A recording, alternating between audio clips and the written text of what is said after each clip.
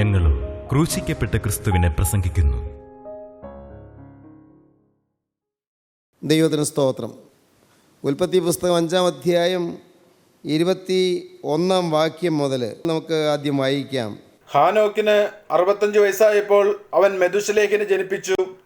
മെഥുശലേഹിനെ ജനിപ്പിച്ച ശേഷം ഹാനോക്ക് 300 സംവത്സരം ദൈവത്തോടുകൂടെ നടക്കുകയും പുത്രന്മാരെയും പുത്രിമാരെയും ജനിപ്പിക്കുകയും ചെയ്തു.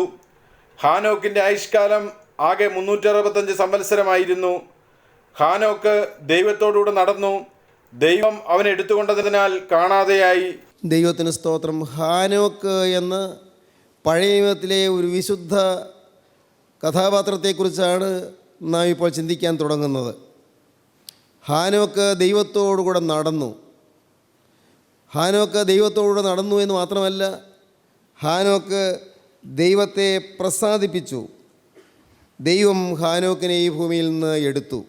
ജീവനുള്ള ദൈവത്തിൻ്റെ സന്നിധിയിലേക്ക് എടുക്കപ്പെടുക എന്നുള്ളത് ഒരു മനുഷ്യന് ലഭിക്കാവുന്ന ഏറ്റവും വലിയ സൗഭാഗ്യമാണ്. ഈ ഭൂമിയിലെ ജീവിതം എത്ര കാലമെന്നല്ല, എത്ര നീണ്ട ആയുഷ്കാലം ഇവിടെ നാം ചെലവഴിച്ചു എന്നുള്ളതല്ല, നാം ഈ ഭൂമിയിൽ എങ്ങനെ ആയുസ് ചെലവഴിച്ചു എന്നുള്ളതാണ് പ്രധാനപ്പെട്ട കാര്യം. ഈ ഭൂമിയിലെ ആയുഷ്കാലം ദൈവത്തോട് നടക്കുന്നവർ മാത്രമേ ഈ ഭൂമിയിലെ ജീവിതകാലത്തിന് ശേഷം നിത്യതയിൽ ദൈവത്തോടുകൂടി ആയിരിക്കുകയുള്ളൂ. ദൈവത്തോടുകൂടെ നടക്കുക. ഹാനോക്കിൻ്റെ ജീവിതത്തിൽ ആദ്യത്തെ 65 വർഷം, 65 വയസ്സാകുന്നത് വരെയും ദൈവത്തോട് നടക്കുക എന്നുള്ള ആ ഒരു അനുഭവം, ആ ഒരു അനുഗ്രഹീതമായ അനുഭവം ഹാനോക്കിനുണ്ടായിരുന്നില്ല.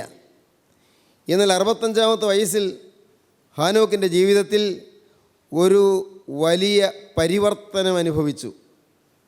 വളരെ അത്ഭുതകരമായ ഒരു മാറ്റമായിരുന്നു അത്. ഹാനോക്ക് 65 വയസ്സ് കഴിഞ്ഞപ്പോൾ ദൈവത്തോടുകൂടെ നടക്കാൻ തുടങ്ങി. 300 സംവത്സരം പിന്നെ ദൈവത്തോടുകൂടെ നടന്നു.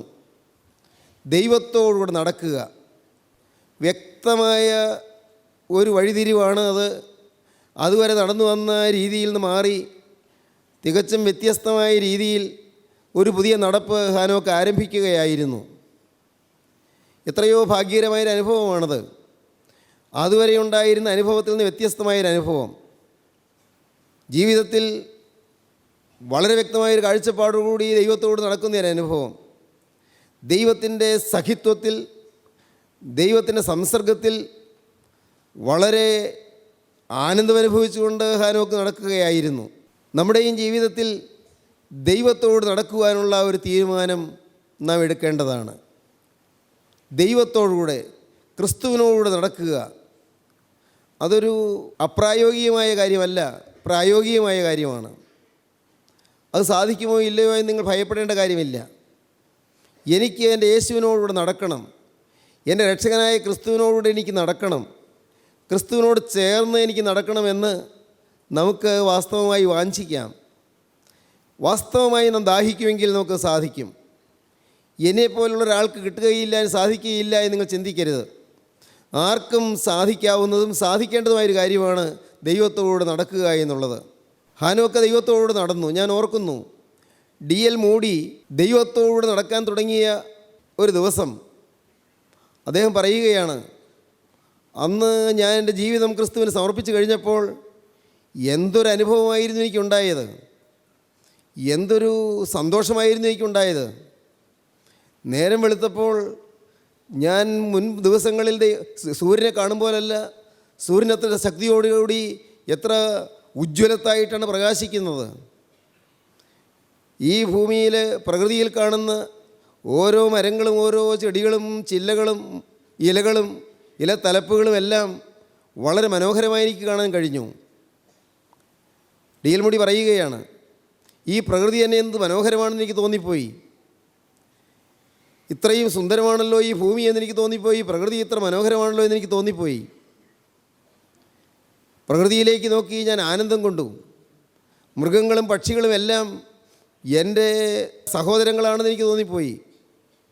ഞാനൊരു പുതിയ ലോകത്തിലേക്ക് കടന്ന ഒരു അനുഭവമാണ് എനിക്കുണ്ടായത്. D.L. മൂഡി പറയുകയാണ്. D.L. മൂഡിയുടെ ആ വാക്കുകൾ ഞാൻ കുറിച്ച് വെച്ചിട്ടുണ്ട്. ചില ഭാഗങ്ങൾ ഞാൻ നിങ്ങളെ വായിച്ച് കേൾപ്പിക്കാം. ആ അനുഭവത്തെക്കുറിച്ച് പറയുകയാണ്. I was in a new world. ഞാനൊരു പുതിയ ലോകത്തിലായിപ്പോയി. The next morning the sun shone brighter and the bird sang sweeter. പക്ഷികൾ വളരെ മധുരകരമായി പാടുന്നതായിട്ട് എനിക്ക് തോന്നി. സൂര്യൻ ജ്വലിച്ച് പ്രകാശിക്കുന്നതായിട്ട് എനിക്ക് തോന്നി. പതിവിലും വ്യത്യസ്തമായ ഒരു മധുര സംഗീതം പക്ഷികളുടെ ശബ്ദത്തിൽ എനിക്ക് തോന്നിപ്പോയി. The old elms waved branches for joy and all nature was at piece.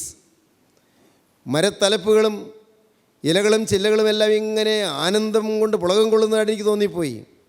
തന്നെയല്ല, ഈ പ്രകൃതി മുഴുവൻ ഒരു പ്രശാന്തി നിറഞ്ഞു നിൽക്കുന്നതായിട്ട് എനിക്ക് അനുഭവപ്പെട്ടു. It was the most delicious Joy that I had ever non. ഞാൻ അറിഞ്ഞതിലേക്കും ഏറ്റവും സ്വാദിഷ്ടമായ ഒരു സന്തോഷമാണ് എനിക്ക് ലഭിച്ചത്. ദ മോസ്റ്റ് ഡിലീഷ്യസ് ജോയ്, ഏറ്റവും സ്വാദുള്ള ഒരു സന്തോഷം. സന്തോഷത്തിന് സ്വാദുണ്ടോ? ഡീൽമുടി പറയുകയാണ്, the most delicious Joy that I have ever non. ഞാൻ അറിഞ്ഞിട്ടുള്ളതിലേക്കും വലിയ സന്തോഷം. പ്രിയപ്പെട്ടവരെ, ദൈവത്തോട് നടക്കാൻ തുടങ്ങുമ്പോൾ നമുക്ക് ഈ അനുഭവം ലഭിക്കും. ജീവിതത്തിലൊരു തിരിവിലേക്ക് വരുമ്പോൾ, മനപരിവർത്തനത്തിലേക്ക് വരുമ്പോൾ, മാനസാന്തരത്തിലേക്ക് വരുമ്പോൾ നാം ഏതോ ഒരു വലിയ ധന്യത ആർജിച്ചത് നമുക്ക് അനുഭവമാകും. സാധു സുന്ദർസിംഗ് ക്രിസ്തുവിനെ കണ്ടെത്തിയ രാത്രി, ആ രാത്രി സാധു സുന്ദർസിംഗിന് പിന്നെ ഉറങ്ങാൻ കഴിഞ്ഞില്ല. ക്രിസ്തുവിൻ്റെ സാന്നിധ്യം സുന്ദർസിംഗിനെ വർണ്ണിക്കാൻ പറ്റുന്നില്ല എന്നാണ് അദ്ദേഹം പറയുന്നത്. ഭൂമിയിലെ ഒരു വാക്കുകൊണ്ടും ഭാഷ കൊണ്ടും വർണ്ണിക്കാൻ പറ്റാത്ത ഒരു അത്ഭുതകരമായ അനുഭവമാണ് എനിക്ക് ലഭിച്ചതെന്നാണ് സുന്ദർസിംഗ് പറയുന്നത്. സുന്ദർസിംഗ് അതിനെ വർണ്ണിക്കുന്നത്, എനിക്ക് ഏതോ ഒരു വലിയ സ്നേഹം എൻ്റെ ഹൃദയത്തിൽ നിറയുന്നതായിട്ട് അനുഭവപ്പെട്ടു, ഏതോ ഒരു പരമശാന്തി എന്നിൽ നിറയുന്നതായിട്ട് എനിക്ക് അനുഭവപ്പെട്ടു. അദ്ദേഹം പറയുകയാണ്, പിന്നീട് ഞാൻ സുവിശേഷ പ്രവർത്തനങ്ങൾ നടക്കുന്ന സ്ഥലങ്ങളിൽ പോയിട്ടുണ്ട്, മിഷണറിമാരുടെ പ്രവർത്തന രംഗങ്ങളിൽ നിന്നിട്ടുണ്ട്, മിഷണറിമാരുടെ കൂടെ ഞാൻ താമസിച്ചിട്ടുണ്ട്. അവരിൽ ചിലരുടെ ജീവിതം കണ്ടപ്പോൾ ഞാൻ പഴയ കാലത്തേക്ക്, പഴയ മതത്തിലേക്ക് മടങ്ങിപ്പോയാലോ എന്ന് പോലും എനിക്ക് ചിന്തയുണ്ടായിട്ടുണ്ട്. പക്ഷേ ഞാൻ നേരിട്ടത് അനുഭവിച്ചതുകൊണ്ട്, ക്രിസ്തുവിനെ ഞാൻ നേരിട്ട് അനുഭവിച്ചതുകൊണ്ട്, ക്രിസ്തുവിൻ്റെ ആ അത്ഭുതകരമായ ശാന്തി എൻ്റെ ഹൃദയത്തിൽ എനിക്ക് അനുഭവിക്കാൻ കഴിഞ്ഞതുകൊണ്ട്, അതുകൊണ്ട് മാത്രമാണ് ഞാൻ പഴയ ജീവിതത്തിലേക്ക് മടങ്ങിപ്പോകാതിരുന്നത് എന്ന്. ഒരു പ്രത്യേക അനുഭവമാണ് ക്രിസ്തുവിനോട് നടക്കുക എന്നുള്ളത്. പ്രിയപ്പെട്ടവരെ, ഇപ്പോഴത് കേൾക്കുമ്പോൾ നിങ്ങളിൽ പലർക്കും ഈ അനുഭവത്തെക്കുറിച്ച് മധുരതരമായ ചില ഓർമ്മകൾ അയവിറക്കാൻ കാണും. ചിലർക്ക് ഇത് അനുഭവിക്കാൻ കഴിഞ്ഞിട്ടുണ്ടാകും. നിങ്ങൾ മാനസാന്തരപ്പെട്ട നാളുകൾ, ആദ്യകാല സ്നേഹത്തിൻ്റെ ലഹരിയിൽ നിങ്ങൾ ദൈവത്തെ സ്തുതിച്ചതായ സമയങ്ങൾ, ആത്മാവിൽ ആനന്ദിച്ചതായ സമയങ്ങൾ, മുമ്പ് നിങ്ങൾ തോറ്റുകൊണ്ടിരുന്ന വിഷയങ്ങൾ നിങ്ങളെ അലട്ടാത്ത രീതിയിൽ നിങ്ങൾക്കൊരു ജയം കിട്ടിയതായ കാര്യങ്ങൾ, പാപത്തിൻ്റെ യാതൊരു പ്രേരണയും നിങ്ങളുടെ ഹൃദയത്തിലേക്ക് വരാതെ, പാപത്തിൻ്റെ പ്രലോഭനങ്ങൾ നിങ്ങൾ സമീപിക്കാതെ, നിങ്ങൾ ആനന്ദ വിവശതയിൽ ദൈവത്തെ സ്തുതിച്ച് ആഘോഷത്തോടെ ആരവാരത്തോടെ ദൈവത്തെ മഹത്വപ്പെടുത്തിയ ആരാധനയുടെ സന്ദർഭങ്ങൾ, ഇതെല്ലാം പക്ഷേ നിങ്ങളുടെ ഹൃദയത്തിലേക്ക് ഇപ്പോൾ ഓടി ഓടി അണയുന്നുണ്ടാകും. സ്നേഹിതരെ, നിങ്ങളുടെ ജീവിതത്തിൽ ഇതുവരെയും ഈ അനുഭവം കിട്ടിയിട്ടില്ല എന്ന് വരികിൽ, ഇന്ന് നിങ്ങളിത് കേൾക്കുമ്പോൾ ദൈവത്തോട് പറയണം, കർത്താവേ, ക്രിസ്തുവിനോടുകൂടെ നടക്കുക എന്ന് പറയുന്ന ആ അനുഭവത്തിൻ്റെ സാരസ്യവും ആ അനുഭവത്തിൻ്റെ മധുരമയും എനിക്ക് തരണമേ. നാഥ, നിന്നോടുകൂടെ നടക്കുവാനുള്ളതായ ഭാഗതയും എനിക്ക് നൽകണമേ. എന്നെ അതിലേക്ക് നയിക്കണമേ. നിങ്ങൾ പ്രാർത്ഥിക്കണം.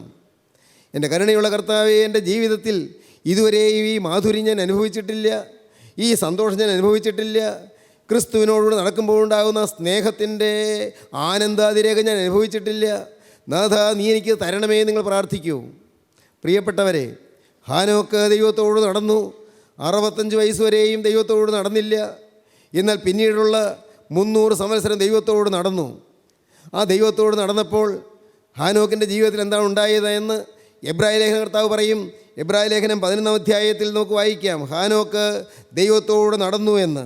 വിശ്വാസത്താൽ ഹാനോക്ക് ദൈവത്തോട് നടന്നു. വായിക്കാം. വിശ്വാസത്താൽ ഹാനോക്ക് മരണം കാണാതെ എടുക്കപ്പെട്ടു.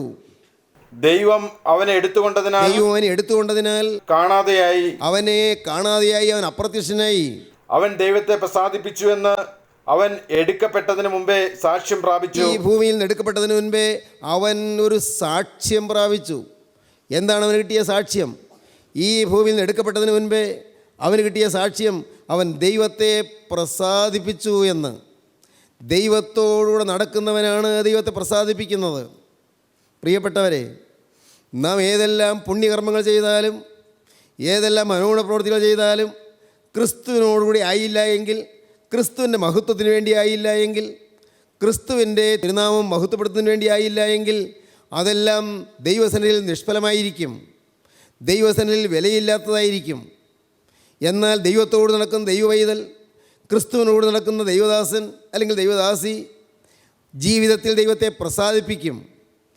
ഈ ഭൂമിയിൽ നിന്ന് എടുക്കപ്പെടുന്നതിന് മുൻപേ ദൈവത്തെ പ്രസാദിപ്പിച്ചെന്ന സാക്ഷ്യം ലഭിച്ചു. 1 ഹാനോക്ക് ദൈവത്തോട് നടന്നു, 2 ഹാനോക്ക് ദൈവത്തെ പ്രസാദിപ്പിച്ചു എന്ന് സാക്ഷ്യം പ്രാപിച്ചു. ഹാനോക്ക് ദൈവത്തോട് നടന്ന കാലങ്ങളിൽ ഹാനോക്ക് കുടുംബജീവിതം നയിച്ചു. ദൈവത്തോട് നടക്കുന്നതിന് കുടുംബജീവിതം തടസ്സമല്ല. കുടുംബജീവിതത്തിൽ ഭാര്യയോ ഭർത്താവോ തടസ്സമല്ല. ദൈവത്തോട് നടക്കുന്നതിന് മക്കൾ തടസ്സമല്ല. മക്കൾ ജനിക്കാം, മക്കളെ ജനിപ്പിക്കാം, കുടുംബജീവിതം പുലർത്താം, മക്കളെ വളർത്താം, അതിലൊന്നിലും പാപമില്ല. ദൈവത്തോട് നടക്കുന്നവർക്ക് കുടുംബജീവിതത്തിൻ്റെ ഭദ്രത അനുഭവിക്കാം. ആ കുടുംബം സമാധാനം നിറഞ്ഞതായിരിക്കും. ദൈവത്തോട് നടക്കുന്ന ഒരാളുടെ കുടുംബം സന്തോഷം നിറഞ്ഞതായിരിക്കും, ഐക്യമുള്ളതായിരിക്കും, പരസ്പര സൗഹൃദം നിറഞ്ഞതായിരിക്കും, സൗമനസ്യം നിറഞ്ഞതായിരിക്കും, പരസ്പര വിധേയത്വമുള്ളതായിരിക്കും, പരസ്പരം താങ്ങുന്നതായിരിക്കും, പരസ്പരം വഹിക്കുന്നതായിരിക്കും. ദൈവത്തോട് നടക്കുന്ന കുടുംബം, ആ കുടുംബത്തിലുള്ളവർ സ്നേഹത്തിൻ്റെ ദൃഢതരമായ ബന്ധത്തിൽ കഴിയുന്നവരായിരിക്കും. ആ സ്നേഹത്തിൻ്റെ ബന്ധത്തിൽ പുലരുന്നവരായിരിക്കും. അവിടെ അഭിപ്രായ വൈവിധ്യം ഉണ്ടാവുകയില്ല, അവിടെ ഭിന്നതയുണ്ടാവുകയില്ല, അവിടെ പരസ്പരം പോരില്ല, അവിടെ പരസ്പരം വാഗ്വാദമില്ല, പരസ്പരം തർക്കമില്ല, ഞാനോ നീയോ എന്ന ചോദ്യമില്ല. പരസ്പര വിധേയത്വമാണ്. ഭാര്യ ഭർത്താവിൻ്റെ ബെറ്റർ ഹാഫായിരിക്കും, ഭർത്താവ് ഭാര്യയുടെ ബെറ്റർ ഹാഫായിരിക്കും. ബെറ്റർ ഹാഫ്, നേർ പകുതി വെച്ചാൽ ബെറ്റർ ഹാഫ്, അതാണ് ഭാര്യ. ഭാര്യയ്ക്ക് ഭർത്താവ് ബെറ്റർ ഹാഫ്. പ്രിയപ്പെട്ടവരെ, എന്താണ് ഈ പറഞ്ഞത്? കുടുംബജീവിതം ഭദ്രതരമായിരിക്കും, ഭാര്യയെ ബഹുമാനിക്കും.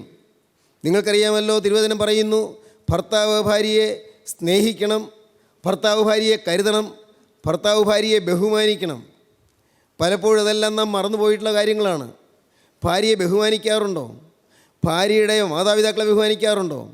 ഭാര്യയുടെ സ്വന്തക്കാരെ ബഹുമാനിക്കാറുണ്ടോ? ഭാര്യ കൊണ്ടുവന്നതും പോരാ എന്ന് പറയുന്ന ചിന്താഗതിയാണോ? ചിലർ, സ്നേഹിതരെ നിങ്ങൾ ക്ഷമിക്കണം, ചിലർ പറയും, എനിക്ക് ഏതെല്ലാം നല്ല നല്ല വിവാഹാലോചനകൾ വന്നതായിരുന്നു, എന്തുകൊണ്ടോ ഞാൻ നിന്നെയാണ് വിവാഹം കഴിച്ചു പോയത്, എനിക്ക് സന്തോഷം ഉണ്ടായിരുന്നില്ല, എനിക്ക് താല്പര്യം ഉണ്ടായിരുന്നില്ല എന്നെല്ലാം പറയുന്നത് ഹൃദയത്തെ കീറി മുറിക്കുന്ന വാക്കുകളാണ്. ഒരിക്കലും ഒരു ഭാര്യയോ ഭർത്താവോ അങ്ങനെ പറയരുത്. പരസ്പര ബഹുമാനം ഉണ്ടെങ്കിൽ അത് പറയരുത്. പരസ്പര ബഹുമാനം ഇല്ലാത്തത് കൊണ്ടാണ് അങ്ങനെ പറയുന്നത്.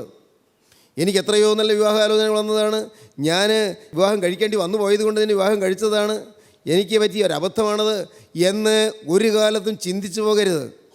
അങ്ങനെ ചിന്തിക്കുന്നു വരികിൽ ആ കുടുംബം ഭദ്രമായിരിക്കുകയില്ല, ആ കുടുംബം സമാധാനമുള്ളതായിരിക്കുകയില്ല, ആ കുടുംബത്തിൽ ദൈവം വസിക്കുകയില്ല. ഹാനോക്ക് ദൈവത്തോടുകൂടെ നടന്നു, അവൻ മക്കളെ ജനിപ്പിച്ചു.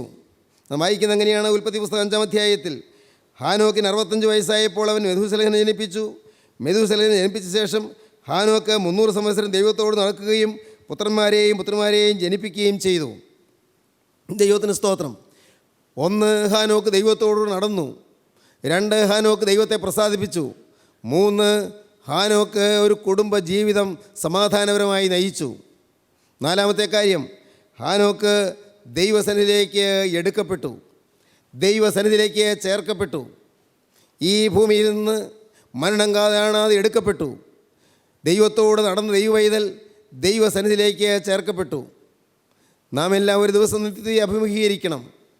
ഒരു ദിവസം നാം മരണമെന്ന് ആ തിരശ്ശീലയ്ക്ക് അപ്പുറത്തേക്ക് നാം പോകണം. അത് ഏത് പ്രായത്തിലാണെന്ന് നമുക്ക് അറിഞ്ഞുകൂടാ, എങ്ങനെയാണെന്ന് നമുക്ക് അറിഞ്ഞുകൂടാ, എപ്പോഴാണെന്ന് അറിഞ്ഞുകൂടാ.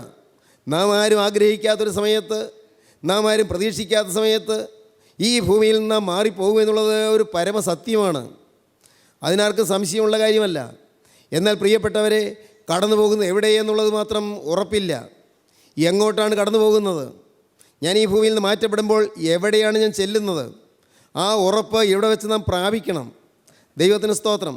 ആ ഉറപ്പ് പ്രാപിക്കുന്നത് ദൈവത്തിൻ്റെ ആത്മാവ് നമ്മുടെ ആത്മാവോട് ചേർന്ന് സാക്ഷ്യം പറയണം. നാം ദൈവത്തിൻ്റെ മക്കളെന്ന് ആത്മാവ് താരം നമ്മുടെ ആത്മാവോടുകൂടെ സാക്ഷ്യം പറയുന്നെന്ന് റോമർക്ക് എഴുതിയ ലേഖനം 8-ാം അധ്യായത്തിൽ അപ്പോസ്തലനായ പൗലോസ് പറയുന്നു. പരിശുദ്ധാത്മാവ് സാക്ഷ്യം പറയണം. ദൈവത്തിൻ്റെ ആത്മാവ് നമ്മുടെ ആത്മാവോട് ചേർന്ന് സാക്ഷ്യം പറയണം. നാം ദൈവത്തിൻ്റെ മക്കളായി എന്ന് സാക്ഷ്യം പറയണം. ഞാൻ വീണ്ടും ജന്മം പ്രാപിച്ചു എന്ന് സാക്ഷ്യം പറയണം. ഞാൻ വീണ്ടും ജന്മം അനുഭവിച്ചു എന്ന് സാക്ഷ്യം പറയണം. ദൈവത്തിന് സ്തോത്രം. വീണ്ടും ജന്മം അനുഭവിച്ചു എന്ന് പരിശുദ്ധാത്മാവ് സാക്ഷ്യപ്പെടുത്തണം. ആ ഉറപ്പ് നമുക്ക് ലഭിക്കണം. ഊഹാപോഹം കൊണ്ട് കാര്യമില്ല. ഊഹിച്ച് യാത്ര ചെയ്യാൻ പാടില്ല. യേശു കൂടെ കാണും എന്ന് ഊഹിച്ച് കന്യമറിയാം യാത്ര ചെയ്തു. 3 ദിവസം പാഴായിപ്പോയി. 3 ദിവസം യേശു കൂടെ ഉണ്ടായിരിക്കുമെന്ന് ഊഹിച്ച് യാത്ര ചെയ്തു. പ്രിയപ്പെട്ടവരെ, നിങ്ങളാരും ഊഹിച്ച് യാത്ര ചെയ്യരുത്. കർത്താവ് കൂടെ ഉണ്ടായിരിക്കുമെന്ന് ഊഹിച്ച് യാത്ര ചെയ്യാനിട വരരുത്. കാണും, കാണാതിരിക്കില്ല. ഉണ്ട്, വേറെ പ്രകടമായ വലിയ പാപങ്ങളൊന്നും വന്നില്ലല്ലോ. പ്രകടമായ വേണ്ടാതിനത്തിന് പോകുന്നില്ലല്ലോ. പിന്നെ മനുഷ്യ സഹജമായ ചില ബലഹീനതകളൊക്കെ ഉണ്ടെന്നല്ലേ ഉള്ളൂ. ഇങ്ങനെ നാം സ്വയം ചില കാര്യങ്ങൾ കണ്ടെത്തുകയും സംതൃപ്തിപ്പെട്ടിരിക്കുകയും ചെയ്യും. പാടില്ല. വ്യക്തമായി നമുക്കൊരു ഉറപ്പുണ്ടായിരിക്കണം. യേശുക്രിസ്തു കൂടെ ഉണ്ട് എന്നൊരു ഉറപ്പുണ്ടായിരിക്കണം. കന്യമറിയാമിന് പറ്റിയ അബദ്ധം യേശു കൂടെ ഉണ്ടായിരിക്കുമെന്ന് ഊഹിച്ച് യാത്ര ചെയ്തു. അങ്ങ് ദേവാലയത്തിലേക്ക് പോയപ്പോൾ യേശു കൂടെ ഉണ്ടായിരുന്നു. തിരികെ പോന്നപ്പോൾ യേശു കൂടെ ഉണ്ടായിരിക്കുമെന്ന് ഊഹിച്ച് യാത്ര ചെയ്തു. 1 ദിവസം യാത്ര ചെയ്തു. 1 ദിവസം കഴിഞ്ഞപ്പോഴാണ് യേശു കൂടെ ഇല്ല എന്നുള്ള കാര്യം മനസ്സിലായത്.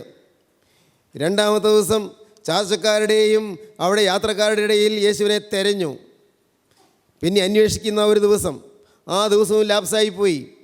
യേശുവിനെ തെരഞ്ഞപ്പോൾ കണ്ടെത്തിയില്ല.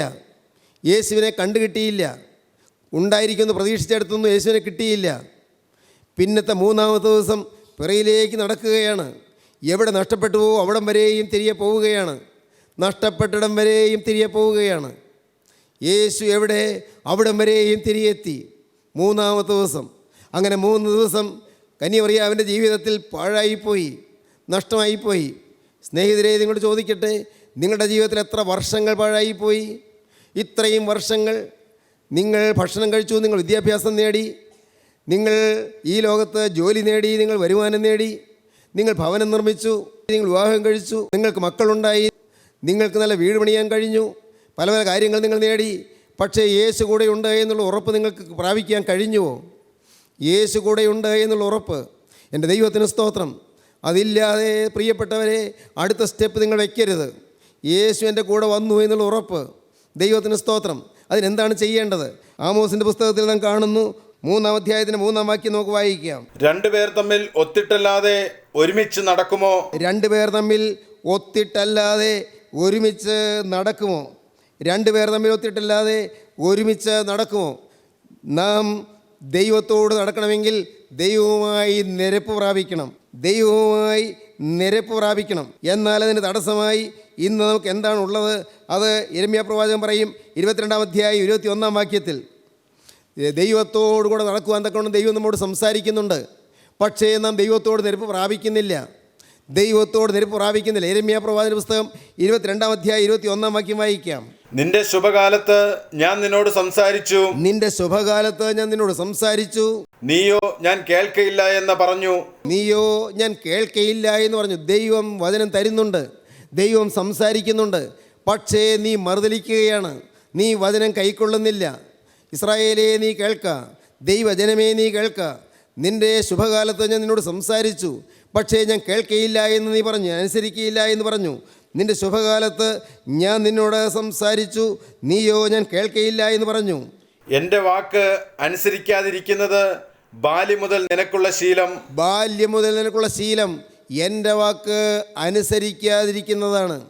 എൻ്റെ വാക്ക് അനുസരിക്കാതിരിക്കുന്നത് ബാല്യം മുതൽ നിൻ്റെ ശീലം. പ്രിയപ്പെട്ടവരെ, ദൈവത്തോട് നിരപ്പാകുക. നമ്മുടെ പാപമാണ് ദൈവത്തോട് നിരപ്പാകുന്നതിന് തടസ്സം. ദൈവസന്നിധിയിലേക്ക് കടന്നു ചെല്ലുന്ന തടസ്സം നമ്മുടെ പാപമാണ്. പാപം മാറ്റുക, പാപം ദൂരീകരിക്കുക. എന്താണ് അതിന് ചെയ്യേണ്ടത്? വെളിച്ചം വരുമ്പോൾ ഇരുൾ മാറുന്നു എന്ന് പറഞ്ഞതുപോലെ ക്രിസ്തു നമ്മുടെ ജീവിതത്തിലേക്ക് വരുമ്പോൾ അപ്പോൾ പാപം മാറും. ക്രിസ്തുവിനെ നിങ്ങൾ വിളിക്കുക. കർത്താവേ, നീ എൻ്റെ ഹൃദയത്തിലേക്ക് വരണമേ. കുരിശിൽ എനിക്ക് വേണ്ടി മരിച്ച യേശുവേ, നീ എൻ്റെ ഹൃദയത്തിലേക്ക് എഴുന്നള്ളി വരണമേ. നീ എനിക്ക് വേണ്ടി കുരിശിൽ മരിച്ചു എന്ന് ഞാൻ വിശ്വസിക്കുന്നു. നിൻ്റെ കുറ്റമില്ലാത്ത രക്തം എനിക്ക് വേണ്ടി ചിന്തിയെന്ന് ഞാൻ വിശ്വസിക്കുന്നു. യേശുവേ, നീ എൻ്റെ ഹൃദയത്തിലേക്ക് വരണമേ. നാഥ, ഇന്നു മുതൽ നിന്നോടുള്ള നിരപ്പിലും നിന്നോടുള്ള ഐക്യത്തിലും ഞാൻ പുതിയ മനുഷ്യനായി ജീവിക്കും. നിങ്ങളങ്ങനെ തീരുമാനിക്കുമ്പോൾ നിങ്ങൾക്ക് ദൈവത്തോട് നടന്നു തുടങ്ങാം. രണ്ടുപേർ തമ്മിൽ ഒത്തിട്ടില്ലാതെ ഒരുമിച്ച് നടക്കുമോ? ദൈവത്തോട് ഒരുമിച്ച് നടക്കാം. അപ്പോൾ ദൈവത്തെ പ്രസാദിപ്പിക്കാൻ സാധിക്കും. അപ്പോൾ അനുഗ്രഹീതമായ കുടുംബജീവിതം നയിക്കാൻ സാധിക്കും. അപ്പോൾ ദൈവത്തിൻ്റെ സന്നിധിയിലേക്ക് പറന്നു ചെല്ലാൻ സാധിക്കും. എങ്ങനെ? യേശുക്രിസ്തുവിൻ്റെ രണ്ടാമത്തെ വരവിൽ ദൈവത്തിന് സ്തോത്രം, കർത്താവായ യേശു വീണ്ടും വരുമ്പോൾ തിരുസന്നിധിയിലേക്ക് പറന്നു ഉയരുന്നത് ആരാണ്? കാഹളനാദം കേട്ട് പറന്നു ഉയരുന്നത് ആരാണ്? വിശുദ്ധന്മാർ മാത്രം പറന്നുയരും. മൃതരെ ജീവിപ്പാൻ എഴുന്നള്ളുന്ന രാജാവ് മുകിൽ അഴകിന്മേൽ ആഘോഷിതനായി ഇടുന്നു. അന്ന് വിശുദ്ധന്മാർ മാത്രം, നയവാന്മാർ മാത്രം പറന്നുയരും. തൻ മുൻ കൊമ്പിൻ നാദം കേട്ടിട്ട് അങ്കിയണിഞ്ഞ് എതിരേൽപ്പാനായി പോയിടുന്നു. നീതിമാന്മാർ മാത്രമേ പറന്നുയരുകയുള്ളൂ. നയവാൻ പന പോലെ തളിർത്തുമേ, വളരുമവൻ ലെബനോൻ്റെ കാരകിൽ പോൽ. വൃദ്ധതയിലും അവർ തളിരിട്ട് തഴച്ചിടുമേ, വർദ്ധിക്കും അവർക്ക് പുഷ്ടികളും. അങ്ങനെയുള്ള വിശുദ്ധന്മാർ മാത്രം അവർ മാത്രം പറന്നുയരും. ദൈവത്തിന് സ്തോത്രം. പ്രിയപ്പെട്ടവരെ, നിങ്ങൾക്ക് എന്താണ് മനസ്സിലായത്? ഞാൻ ഇന്നത്തെ നിലയിൽ നിന്നാൽ മതിയോ? ഞാനും എളിമപ്പെടുകയാണ്, ഞാനും താഴുകയാണ്, ഞാനും വിനയത്തോടെ കർത്താവിൻ്റെ കുരിശിൻ്റെ ചുവട്ടിലേക്ക് താണു വീഴുകയാണ്. കർത്താവേ, എന്നെയും നീ കഴുകണമേ. ഇന്നും നിന്നോട് അകൽച്ചയുള്ളതായി എൻ്റെ ജീവിതത്തെ പറ്റിപ്പിടിച്ചിരിക്കുന്നതായി മുറുകെ പറ്റുന്നതായ പാപങ്ങൾ അതെന്നിൽ നിന്ന് നിശേഷം ദൂരീകരിക്കണമേ. നിൻ്റെ തിരുവിലാവിൽ നിന്നൊഴിയ തിരുരക്തത്താൽ എന്നെ കഴുകണമേ. ഞാനും പ്രാർത്ഥിക്കുകയാണ്. എൻ്റെ സ്നേഹിതരെ, നിങ്ങൾ പ്രാർത്ഥിക്കുമോ? നിങ്ങളിപ്പോൾ ദൈവത്തോട് പറയുമോ? കർത്താവേ, നീ എന്നെ കഴുകണമേ. എനിക്ക് നിന്നോട് ചേർന്നുള്ളൊരു നടപ്പ്, നിന്നോട് ചേർന്നുള്ളൊരു ജീവിതം എനിക്ക് വേണം. ഹാനോക്ക് ദൈവത്തോട് നടന്നു, ദൈവം എന്നെ എടുത്തുകൊണ്ടതിനാൽ അവൻ കാണാതെയായി. എൻ്റെ ദൈവമേ, നിൻ്റെ രണ്ടാമത്തെ വരവിൽ എൻ്റെ യേശുവേ, നീ രണ്ടാമത് എഴുന്നള്ളി വരുമ്പോൾ അന്ന് നിൻ്റെ സന്നിധിയിലേക്ക് പറന്നു വരുന്ന വിശുദ്ധന്മാരുടെ നിരയിൽ ഞാൻ നിൽപ്പാൻ എന്നെ യോഗ്യനാക്കണമേ. നിങ്ങൾ പ്രാർത്ഥിക്കൂ, ദൈവകരങ്ങളിലേക്ക് നിങ്ങൾ ഏൽപ്പിക്കൂ. എല്ലാം മാറി മറയും, മാറാത്ത യേശു മാത്രം. യേശു നമുക്ക് വേണ്ടി ക്രൂസിൽ മരിച്ചു. യേശു വീണ്ടും വരും. വീണ്ടും വരുന്ന ക്രിസ്തുവിനെ എതിരേൽപ്പാൻ പ്രിയരെ നിങ്ങൾ ഉണരുക, നിങ്ങളെ തന്നെ ഒരുക്കുക, വിശുദ്ധീകരണം അനുഭവിക്കുക, ദൈവകരങ്ങളിലേക്ക് നിങ്ങൾ ഏൽപ്പിക്കുക, പുതിയ തീരുമാനങ്ങൾ നിങ്ങൾ എടുക്കുക, പുതിയ സമർപ്പണം എടുക്കുക, ക്രിസ്തുവിനായി നിങ്ങളെ തന്നെ തുറക്കുക. യേശുവിനോട് പറയുക, യേശുവേ, ഇന്നു മുതൽ ഞാൻ പുതിയ സൃഷ്ടി. നമുക്ക് പ്രാർത്ഥിക്കാം. കരുണയുള്ള കർത്താവേ, ഈ നല്ല ദിവസത്തിനായി ഞങ്ങൾ നിന്നെ സ്തുതിക്കുന്നു. യേശുവേ, ജീവനുള്ള ക്രിസ്തുവിനോട് നടക്കുവാൻ ഞങ്ങൾക്ക് ആഹ്വാനം തന്നതിനായി ഞങ്ങൾ നിന്നെ സ്തുതിക്കുന്നു.